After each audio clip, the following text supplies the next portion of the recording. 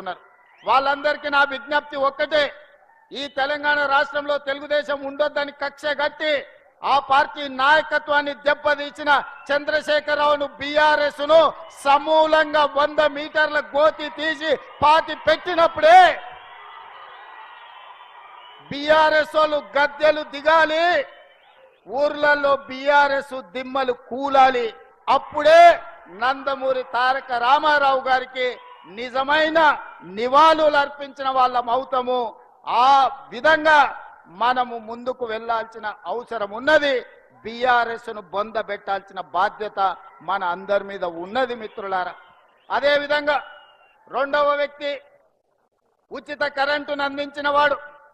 ప్రతి పేదవాడికి ఇందిరమ్మ ఇల్లు ఉండాలి అని 2004 సంవత్సరంలో ముఖ్యమంత్రిగా మొట్టమొదటిసారి బాధ్యత చేపట్టిన ఎల్బీ స్టేడియంలో మొదటి సంతకాన్ని రైతులకు ఉచిత కరెంటు ఇవ్వాల్సిందే. తెలంగాణ రైతాంగాన్ని ఆదుకోవాలి.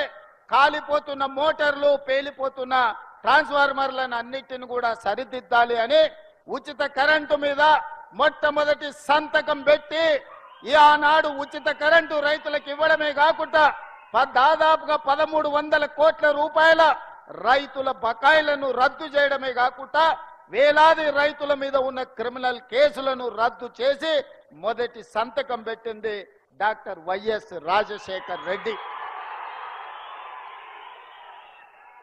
వారి స్ఫూర్తిగా ఆనాడు 7 గంటలు ఉచిత కరెంటుతో ప్రారంభమై ఈనాడు పేదలకు రైతులకు 24 గంటల వ్యవసాయానికి ఉచిత విద్యుత్తును ఇవ్వడమే కాకుండా ఈనాడు మిత్రులు బట్టి విక్రమార్క గారి శాఖలో ప్రతి పేదవాడి ఇంటికి 200 యూనిట్లు ఉచితంగా కరెంటు ఇవ్వాలని 52 లక్షల పేదల కుటుంబానికి 200 యూనిట్లు ఉచిత కరెంటు, ఈ రోజు 30 లక్షల పంపు సెట్లకు 24 గంటల ఉచిత కరెంటును ఈ రోజు మనం అమలు చేస్తున్నాం.